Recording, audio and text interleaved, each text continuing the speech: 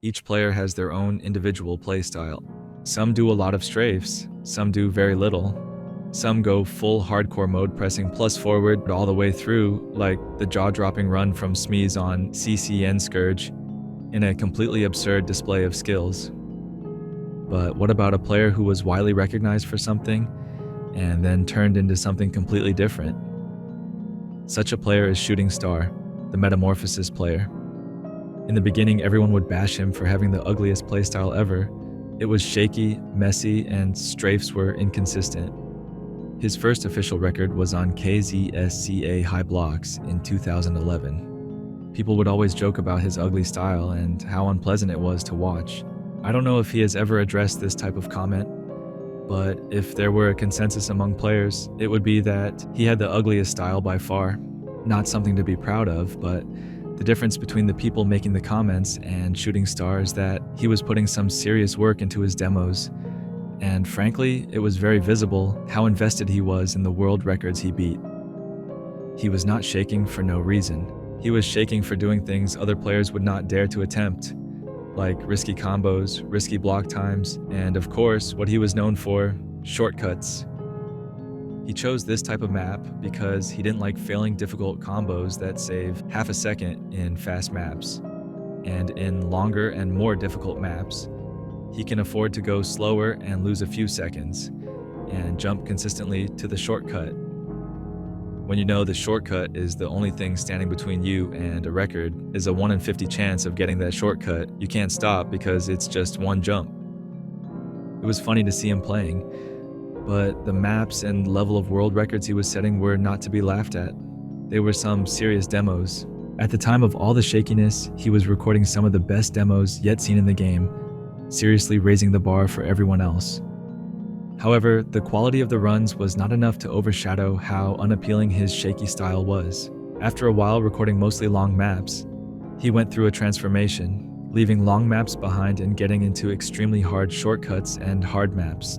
In his own words, a year after Throttle's famous attempts on FU Extreme, he decided to focus on unbeaten maps, and one that didn't leave his mind was QSK Azure 2, which was a map everyone considered impossible since its release.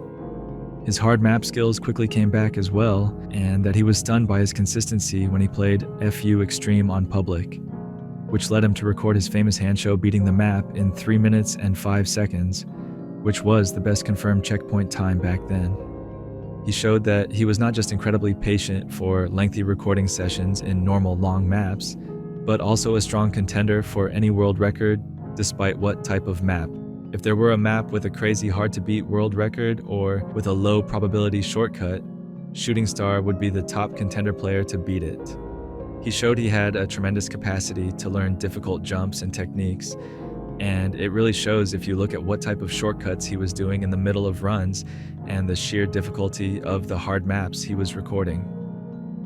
During this transformation, he left his ugly playstyle behind, and as time went on, it got much smoother and pleasant to watch. He even recorded a handshow video where he shakes uncontrollably at the end of a run, and everyone was laughing and joking about it in the comments. However, that video, unfortunately, is now deleted. One thing is still up though, is his run of the week on KZ Highlands. Some of the comments were funny because of all the nervousness and hesitation at the end, which were, for lack of better words, very unappealing, as it cost him several seconds of runtime and didn't give the energy of an all-or-nothing demo. However, it was a great achievement because of the enormous and difficult shortcut he took in the middle of the map, cementing it as his signature style. The shakiness is understandable when you're doing such difficult tasks in an already difficult game mode and an even more difficult task, that is, recording a world record. Also, during this time, he showed what he was truly capable of, recording some of the hardest maps out there and taking the riskiest and most difficult shortcuts possible at the time, resulting in massive time differences between his world records compared to the runs he would beat. In 2016, he achieved his greatest feat in KZ, becoming rank 1 on extreme jumps. In 2017, he did what many would argue was the greatest achievement in KZ yet, recording FU Extreme after very intense grinding. In a 2017 interview for Cozy Climbing, He said that whoever would record FU Extreme would have to, quote, sacrifice a significant part of his life for that, end quote. Which is actually true. In the end, who recorded FU Extreme was him, after countless hours spanning several weeks dedicated to the map.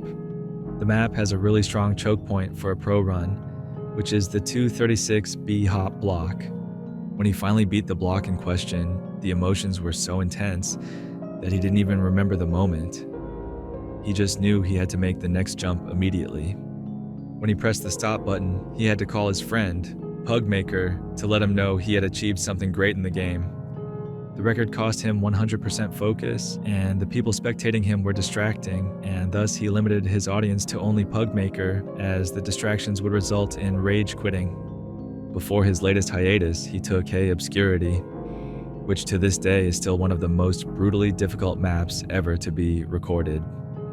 He also landed some of the craziest shortcuts in KZ, reducing a world record from 14 minutes to a mere 4 minutes, and later on to 2 minutes, which is just crazy to think about. The map in question is KZSCA Cave Mine, where the shortcut is a very difficult drop bhop requiring very high pre-strafe with low jump off, which means you have to gather a very precise amount of speed and jump as close to the edge as possible. Just for context, here is the explanation for two of the most used bugs by Shooting Star that allowed him to do such incredible shortcuts. The edge bug is a glitch in the Half-Life engine that allows you to fall down without taking any damage, and therefore without dying, even on maps that don't have a health button included. To do that, you need to hit the exact edge of a block, and this edge bug will allow you to bounce off it to a lower level without taking any damage. Most often, this can be achieved with a smooth 90-degree strafe into the edge, facing whatever direction is intended. There are 4 units for every edge that you can hit the edge bug from. Strafing into the edge is the key. The more falling speed you have collected when jumping into the edge, the more likely it will allow you to do an edge bug. The jump bug is, next to the edge bug we learned in the last chapter, the most famous technique of falling down a pretty long distance without taking any damage and dying.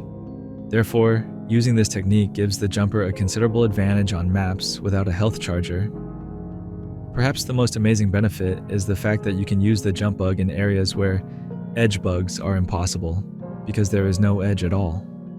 The technique was discovered by Jubby and changed quite a lot in the KZ world, since it obviously made a lot new shortcuts possible that were impossible, or at least very hard to do with edge bugs, and landing on the very same edge afterwards, just like the big shortcut in KZEP Gigablock, for example.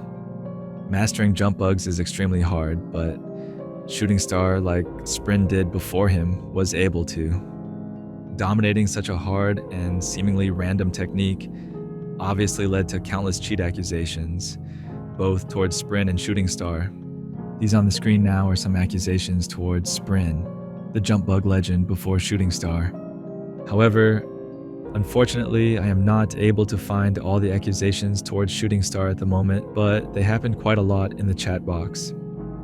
He became a master of gambling against probability, doing insane low chances shortcuts that required things like edge bugs and especially jump bugs, putting some of the oldest world records in the game to rest, like Giant Bean, where you have to land an edge bug, and immediately after, a jump bug on an invisible surface, and Wig Block, where you have to land 3 jump bugs in the same run. He also spent enormous amounts of time in shorter maps, where you have to do several jump bugs in a row in quick succession, like Cobb KZ Fabric, which he partially documented in his personal channel and left people in awe. Although he hasn't hit his ideal run yet, his attempts have certainly been a hit with the audience, showing how audacious he can be with his recording projects. He even pinned and hearted one of my comments, commending him on how far KZ as a game mode has come. It's an understatement to say he is a highly technical player who dominated the hardest techniques and recorded some of the most technical maps, most notably the QSK maps. On the side of hard maps, he almost set 2 minutes on QSK Azure with a time of 3 minutes and 4 seconds. He recorded Azure 2, a map most people thought would never be recorded due to its very risky nature, and which stood unclaimed for more than 5 years. He also showed his technical prowess by recording KZ Dare in 8.5 minutes, which is extremely hard to beat, even with the safety of checkpoints. He truly cemented his name among the greatest players to ever do it. For the time being, it looks like Shooting Star will be away from the game for an indefinite amount of time. However, if he ever comes back, he knows there is an audience ready to watch him and that idolizes him to the fullest extent as one of the greatest talents to be in the game. So, this was a short story of Shooting Star. I know the video could have been a lot better and a lot longer than this, but I tried my best to work with what I had in my hands. I don't plan to stop with my shorter format videos, so as always, stay tuned. This was GBC. See you around.